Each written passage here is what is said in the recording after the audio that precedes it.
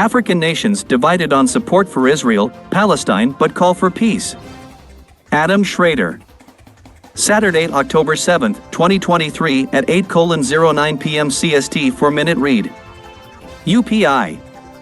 African leaders were divided Saturday after war broke out between Israel and Palestine when the Palestinian group Hamas, considered by Israel to be terrorists, sought to assert its right to Palestinian land and push back against a history of Israeli aggression. Photo by Ismail Mohammed/UPI.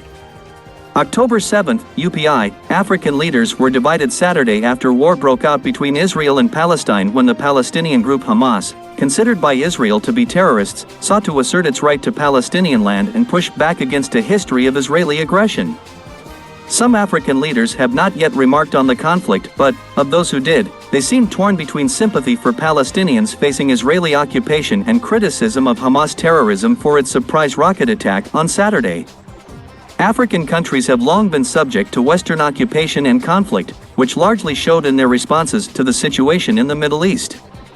Algeria's foreign ministry in a statement did not reference the Hamas attack yet condemned the brutal Israeli attack on Gaza, which claimed the lives of innocent sons and daughters of the Palestinian people who fell as martyrs under the persistence of the Israeli occupation. Algeria accused Israel of practices that violate the most basic humanitarian rules and called for an international intervention to protect the Palestinian from the arrogance and crime that the Zionist occupation has made a feature of its occupation of the lands.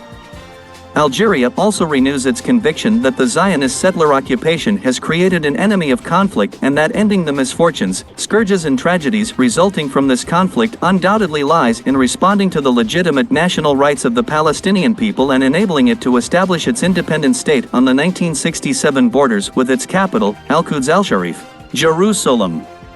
The Tunisian presidency said in a statement that it expressed its full and unconditional stand with the Palestinian people. What some media describe as the Gaza enclave